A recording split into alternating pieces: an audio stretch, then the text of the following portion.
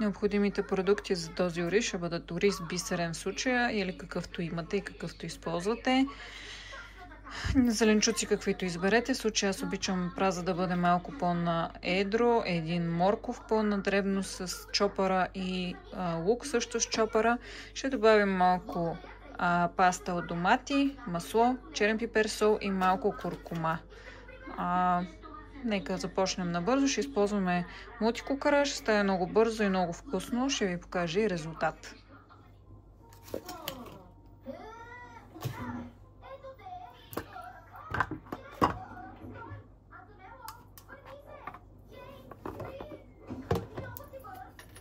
Чопър е удобен, пак е на тефал, вътре има 3 ножа, ръчен чопър, в който използвам. В случая режа моркова на няколко парчета.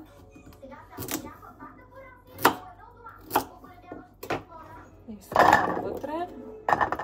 И след това лукът, който иска слага такъв лук, който иска си ползва само прас лук. Почистваме, ако има нещо израснало. Режа лука и го слагам в чопъра. Може лука да бъде нарязан само на 4 части, пак да бъде сложен в чопъра. Не е проблем.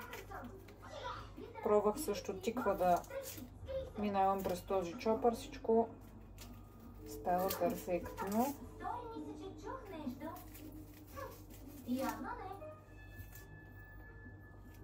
Така, даже ето този ще го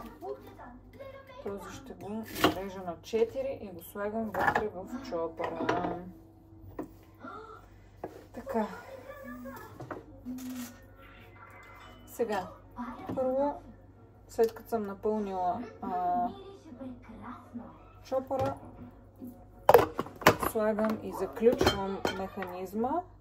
И с тази ръчка всъщност режем или накълцваме зеленчуците вътре в чопъра.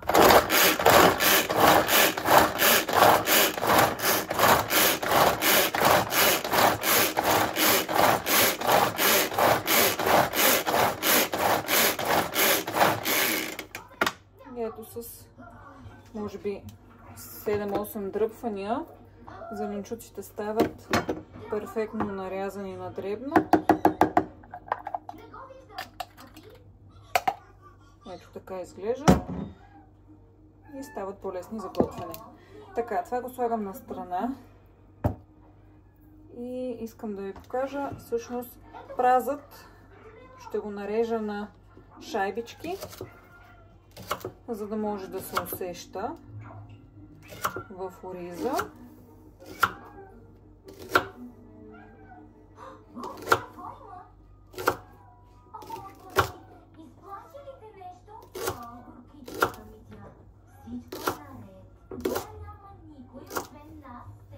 Така, и до тук сме готови с тези неща, които трябва да нарежем и да сложим в мултикукъра. Какво правя аз? Слагам масло. Сега ще ви използвам кантарчето, за да може за да ви казвам в грамаж точно колко от какво слагам.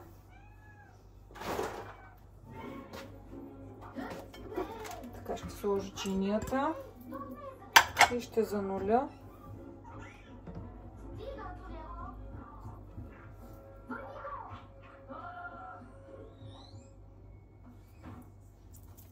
Така.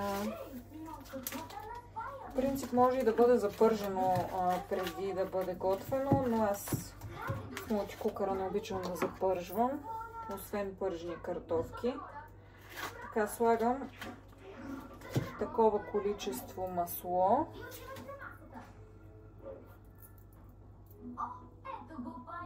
Такова количество масло, което се равнява на 33-35 грама. Последователността няма значение как ще бъдат сложени масло, зеленчуци. По простата причина, че ние ще добавим вода и ще го готвим под налягане. Добавям маслото в купата Прас лукът е 47 грама.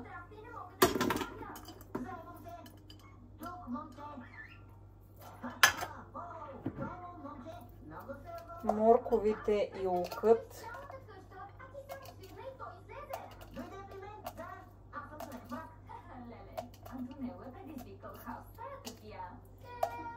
с силиконова шпатула става по-удобно, но не съм си подготвила в момента. Така, лукът и морковът са 161 грама. Добавям ги и тях.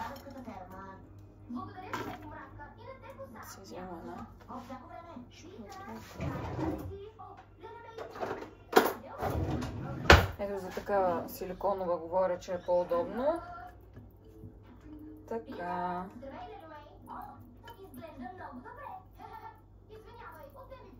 Така. След това трябва да сложим и ориза. След това ще ви покажа как изглежда вътре в мултикукъра. Така, ориза, както казах, е бисерен български. Така, сложила съм една малка тенджерка и съм занулила пак.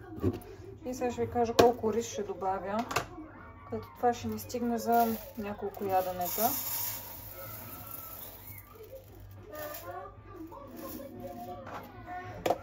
Около 200 грама ориз.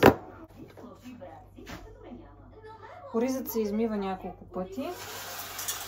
Добавяме ориза в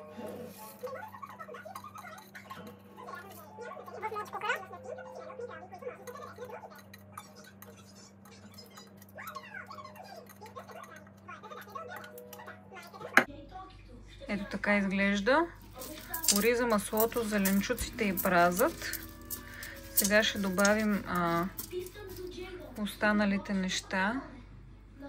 Слагаме съвсем малко куркума,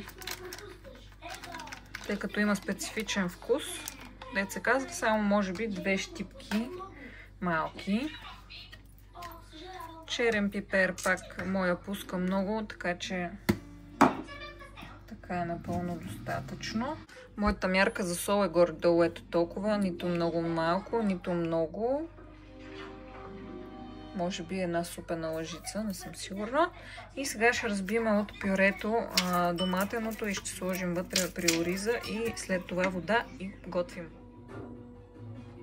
Слагам около 30 грама от пастата, което е лъжица и малко.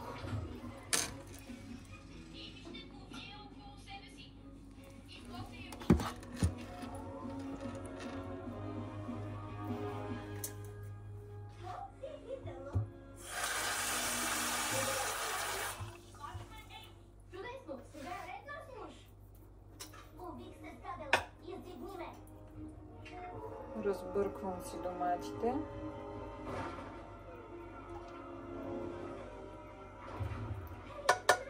И изсипвам.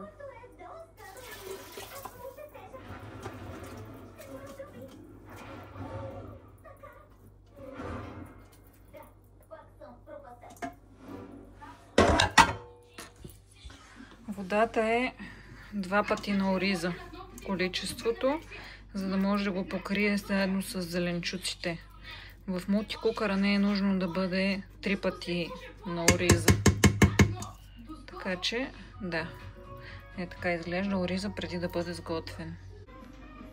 Така, сега затваряме уреда и го заключваме. И какво правим всъщност тук? Така, натискаме райс, което е за ориз. И сменяме времето обаче. Натискаме ето този бутон за отлагане и след това около 13 минути. От 13 до 15, ще го сложим на 14 за всеки случай. И след това натискаме Play, Power бутона. Почва да мисли и да загрява водата. Трябва да ви е задължително отгоре клапана затворен. И оставяме да си излезне налягането.